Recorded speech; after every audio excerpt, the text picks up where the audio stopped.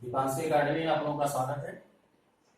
आज की टॉपिक है structural and functional organisation of cell, अर्थात कोशिका के संरचनात्मक एवं क्रियात्मक संगठन, जिसमें सबसे पहले हम कोशिका के संरचनात्मक क्रियात्मक संगठन के बारे में पढ़ने जा रहे हैं।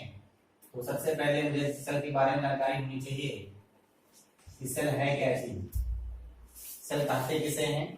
तो सेल को डिफाइन कर सकते हैं कि the cell is the structural and functional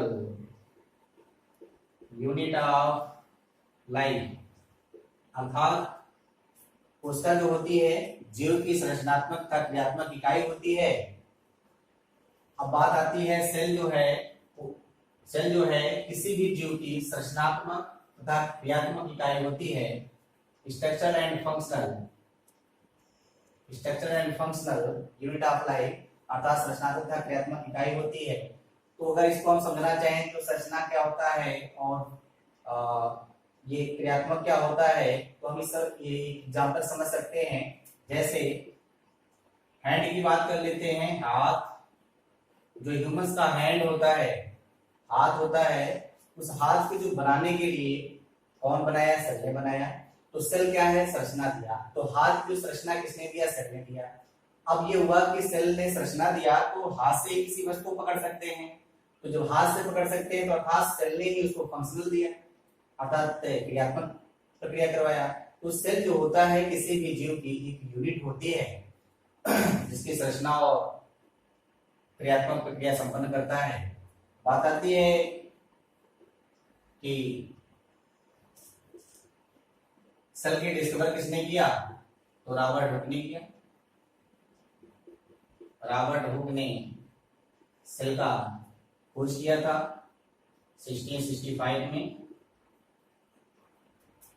cell का जो टर्म है, सेल टर्म किसने दिया था? तो सेल का जो टर्म है वो रॉबर्ट हुक ने दिया था, टर्म सेल। और ये जो सेल है किस शब्द से लिया गया है? तो लैटिन शब्द से लिया गया है। लैटिन वर्ड से सेल की उत्पत्ति हुई है। लैटिन वर्ड में से कहते हैं सेला, और सेला मीन्स होता है hollow cavity. Hollow cavity. Robert Hooke ने एक कांच के शीशी पर लगा हुआ कार का जब उन्होंने कट किया था, और कट करने के बाद उन्होंने देखा उसमें छोटे छोटे हॉलो कैविटी पाई जाती थी। उस हॉलो कैविटी का नाम उन्होंने सेल दिया। और सेल जो है लैटिन वर्ड से लिया गया है सेला से, क्योंकि सेला का मतलब होता है हॉलो कैविटी, और हॉलो कैविटी की संरचना ही सेल कहलाती है। आगे फिर हम चर्चा करते हैं कि कोशिका किस ब्रांच में इसकी स्टडी की जाती है। साइंस के किस ब्रांच में, अर्थात बायोलॉजी के किस ब्रांच में इसकी स्टडी की जाती है। तो ब्रांच की बात कर लेते हैं। तो ब्रांच जो है इसकी साइटोलॉजी होती है, इसके अंतर्गत हम सेल का अध्ययन करते हैं। साइटोलॉजी अर्थात कोशिका विज्ञान। कोशिका विज्ञान, ये जो साइटोलॉजी है, साइटोलॉजी जो शब्द है इसके ग्रीक वर्ड से लिया गया है। ग्रीक वर्ड के कैटोस से लिया गया है, और कैटोस में होता है सेल, और लॉजी में होता है स्टडी। अर्थात हम ये कह सकते हैं साइटोलॉजी के अंतर्गत सेल की स्टडी की जाती है। इसलिए हम सेल की जो स्टडी करते हैं किसके अंतर्गत करते हैं? साइटोलॉजी के अंतर्गत करते हैं, कोशिका विज्ञान के अंतर्गत करते हैं। अगला टर्म है cell theory. Cell theory, cell theory को बहुत सारे साइंटिस्ट ने अपने अपने कॉन्सेप्ट दिए हैं। सेल थ्योरी का सबसे पहले आइडिया देने वाले, फर्स्ट आइडिया देने वाले कौन हैं? सेल थ्योरी का फर्स्ट आइडिया देने वाले साइंटिस्ट हैं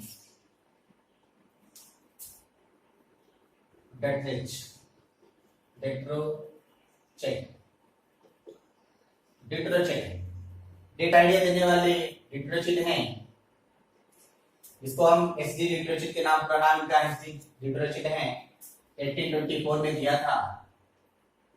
और सबसे पहले जो सेल की इन्होंने ऑब्टेन किया था, सेल को बताया था, ओनने मिमोसा प्लांट पर नाइट्रिक एसिड का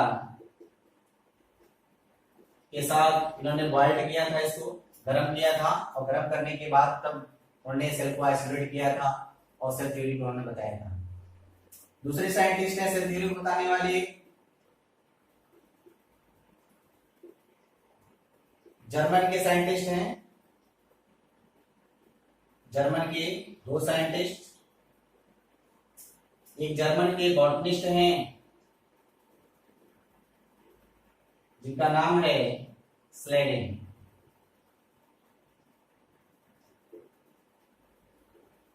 और जर्मन के जूलॉजिस्ट हैं स्वान। इन दोनों ने मिलकर सेल थ्योरी में एक कॉन्सेप्ट दिया था। अक्सर आपसे कॉन्सेप्ट पूछा जाता है, कॉन्सेप्ट दिया था, उन्होंने कहा कि all organism या all living organism composed of cells, all living organism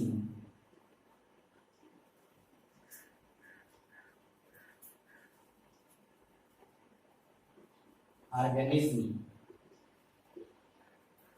living organism composed of cells। मतलब जितने भी जीवित जीव हैं वो सब किससे बने हुए सेल से बने हुए हैं। अगला कॉन्सेप्ट सेल थ्योरी का दिया था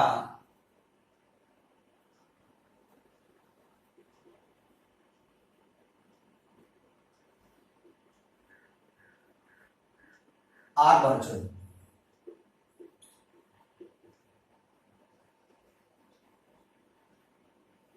आर बर्चन ने दिया था। इनका जो कॉन्सेप्ट था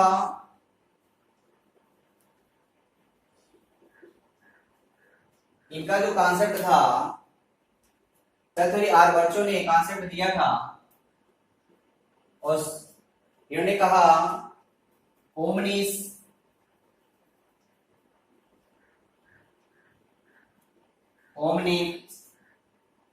सेलुला ई सेलुला। इसका मतलब ये था कि all cells are arises from pre-existing cells। आप लिख सकते हैं यहां, इसका मतलब है all cell arises from pre-existing cell। मतलब ओमनिस सेलुला की सेलुला का मतलब होता है कि कोई भी सेल अपने पूर्व सेल से ही बनती है। तो आर बच्चों का जो सेल थ्योरी है बहुत ही इंपॉर्टेंट है, काफी एग्जामों में पूछा गया है कि ओमनिस सेलुला किसने दिया था, तो आर बच्चों ने दिया था। इसका मतलब होता है कि all cells arise from pre existing cell, कि जितने भी सेल्स होती हैं सभी सेल अपने पूर्व सेल से ही निर्माण होती है। लेकिन सेल थ्योरी में कुछ एक्सेप्शन भी हैं। एक्सेप्शन क्या है? कुछ जो होते हैं सेल थ्योरी को नहीं मानते हैं, वो है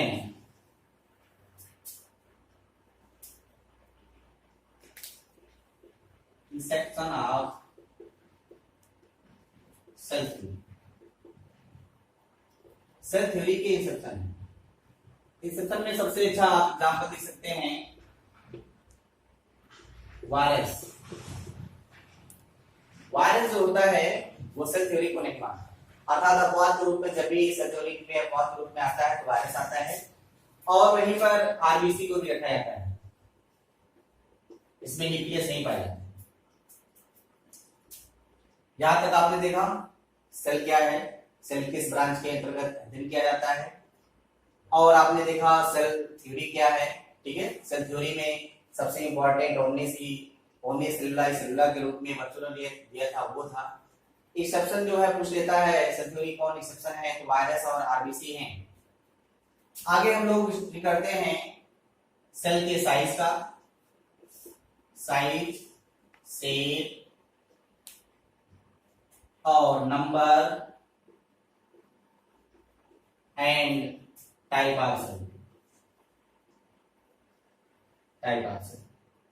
तो साइज, शेप और number and type of cell. Size की बात करते हैं सबसे पहले। फर्स्ट ऑफ ऑल हम साइज की बात करते हैं, तो जो सेल की जो साइज होती है वो डिपेंड करती है सेल की साइज। अगर इसकी नॉर्मल साइज देखें, नॉर्मल साइज सेल की तो होती है 0.1 माइक्रोन से लेकर 20 माइक्रोन तक।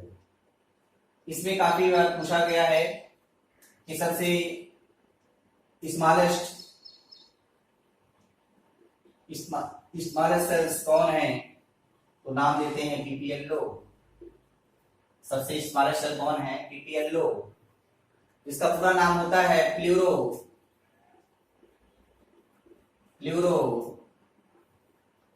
Pneumonia like organism. Pleuro pneumonia like organism, जिसकी साइज होती है 0.1 माइक्रोन। इसी तरीके से हम लार्जेस्ट भी देख सकते हैं। लार्जेस्ट सेल,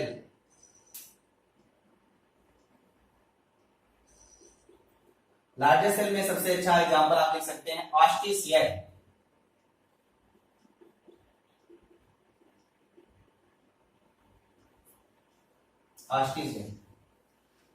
जिसकी जो साइज होती है 6 इंच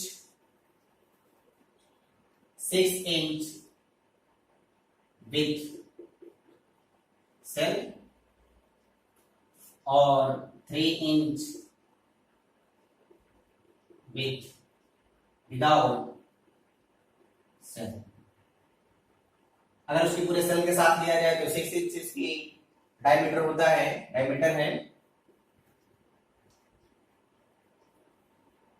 यदि उसका 3 इंच में लिया जाए तो विदाउट सेल के 3 इंच उसकी डायमीटर होता है। अब ये बात आती है कि जो सेल की साइज होती है किस पे डिपेंड करती है, तो सेल की साइज दो एस्पेक्ट उसके हैं, दो पक्ष उसके हैं जिसपे ये डिपेंड करता है सेल की साइज। देख सकते हैं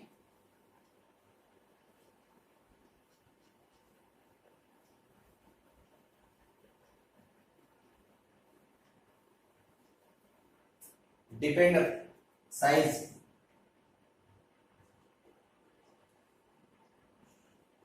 some important aspects। कुछ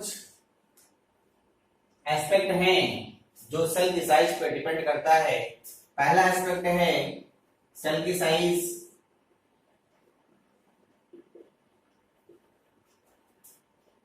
उसकी मेटाबॉलिकली एक्टिव कंडीशन पर डिपेंड करता है। मेटाबॉलिकली एक्टिव, यदि सेल की मेटाबॉलिक कंडीशन एक्टिव है तो सेल साइज छोटी होगी। मेटाबॉलिक कंडीशन अगर ज्यादा है, एक्टिव है, तो सेल साइज छोटी होगी। अगर मेटाबॉलिक एक्टिव कंडीशन लोअर है तो सेल साइज बड़ी होगी। अर्थात ये मेटाबॉलिक कंडीशन पर डिपेंड करता है। अगर metabolic condition active, cell size छोटी। मेटाबॉलिक कंडीशन इनएक्टिव मतलब बहुत कम एक्टिव है तो सेल साइज बड़ी होगी। दूसरी कंडीशन ये होती है सेल साइज डिपेंड करता है क्रोमोसोम नंबर क्रोमोसोम नंबर। यदि सेल में क्रोमोसोम नंबर की संख्या ज्यादा है तो सेल साइज बड़ी होगी, क्रोमोसोम नंबर की संख्या कम है तो सेल साइज छोटी होगी। तो हम ये देख सकते हैं कि किसी भी सेल की जो साइज होती है वो मेटाबॉलिक की कंडीशन पर डिपेंड करती है। पहला कंडीशन मेटाबॉलिक कंडीशन डिपेंड करती है, अगर वो एक्टिव है तो सेल साइज छोटी होगी, वो कम एक्टिव है तो सेल साइज बड़ी होगी। दूसरी कंडीशन होती है सेल साइज अगर बड़ी है तो क्रोमोसोम संख्या बड़ा होगा, अर्थात हम कह सकते हैं क्रोमोसोम संख्या ज्यादा होगा तो सेल साइज बड़ा होगा, क्रोमोसोम संख्या कम होगा सेल साइज छोटी होगी। इसके बाद आते हैं हम लोग सेल से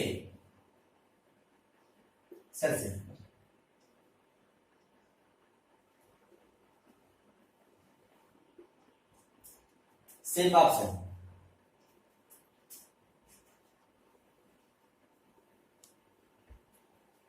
shape of cell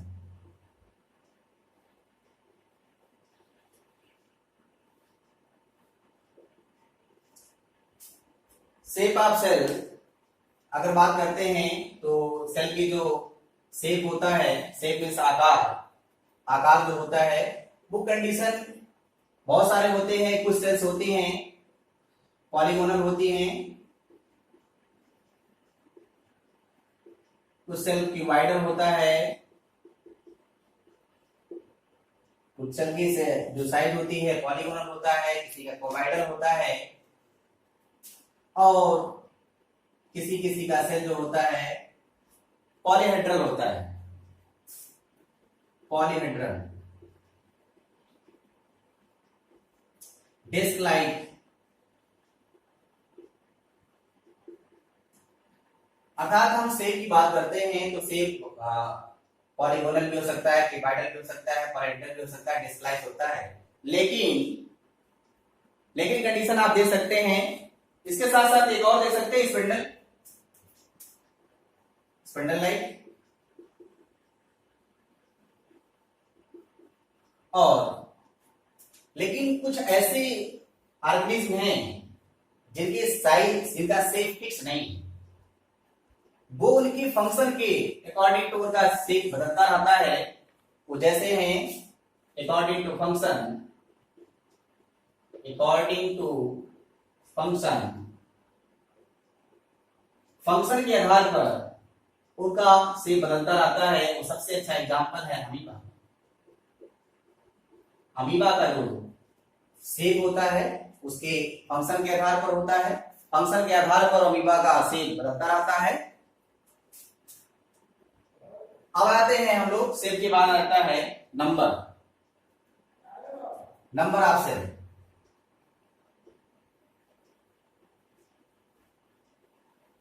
number of cell, cell का जो नंबर होता है, कुछ सेल जो होते हैं यूनिसेलुलर होती हैं किसी जीव की, और कुछ ऑर्गेनिज्म जो होते हैं मल्टीसेलुलर होते हैं। तो नंबर ऑफ सेल में देख सकते हैं कुछ ऑर्गेनिज्म यूनिसेलुलर होते हैं,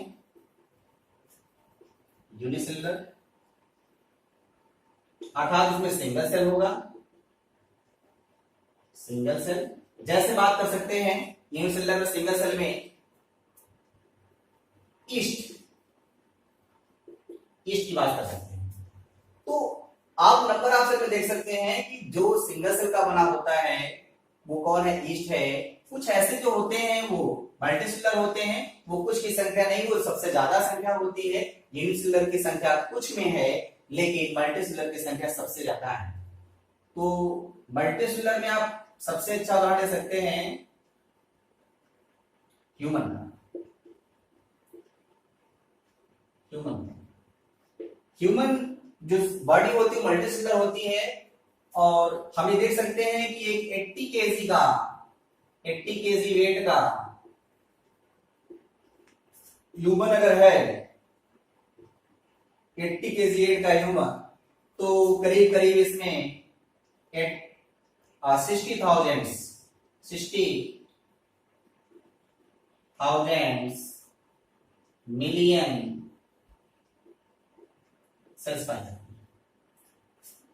मल्टी सेलुलर होते हैं उसमें सिंगल सेल ना होके मेनी ये सेल्स पाई जाती हैं, कई प्रकार की सेल्स पाई जाती हैं। जैसे अगर हम मल्टी सेलुलर की बात ह्यूमन की बात करते हैं तो ह्यूमंस में अगर हम एक नॉर्मल 80 केजी का ह्यूमंस की बात कर लें तो उसमें करीब करीब 60,000 60,000 मिलियन सेल्स पाई जाती हैं। आगे है type of cell. Type of cell पे चर्चा अगले वीडियो में देखेंगे।